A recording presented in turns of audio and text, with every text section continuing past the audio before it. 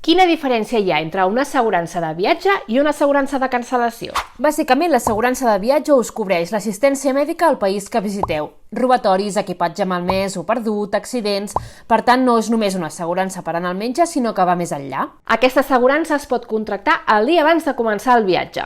Per Europa us pot costar uns 2 euros per persona al dia i fora d'Europa uns 3-4.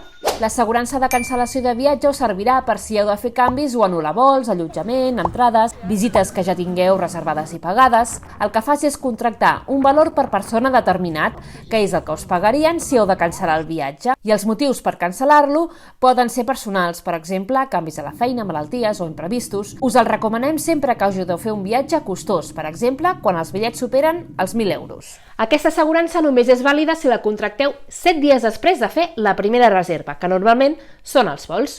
Recordeu que amb el nostre enllaç teniu un 5% de descompte en aquestes assegurances.